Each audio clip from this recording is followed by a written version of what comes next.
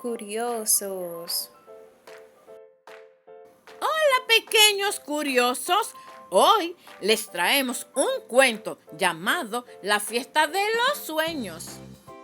En un bosque muy bonito donde las flores bailan con el viento y las mariposas jugaban, vivían muchos animalitos felices. La ardilla más curiosa del bosque no podía dormir y dijo muy emocionada: quiero saber qué sueños tendremos esta noche. El conejo le dijo: yo soñaré que corro tan rápido que alcanzo las estrellas. Y la vaca, muy feliz, le dice: yo soñaré con prados verdes y flores que huelen a caramelo. El búho, el más sabio de todos, les dice: hoy haremos algo muy especial, una fiesta de sueños.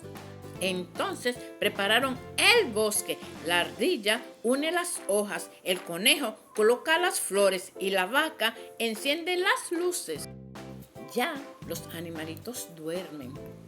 La ardilla vuela sobre las nubes en su sueño. El conejo salta entre las estrellas.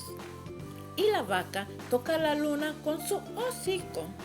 El búho desde sus ramas dice sonriendo con voz suave: buenas noches, pequeños soñadores, que tus sueños sean tan dulces como los del bosque.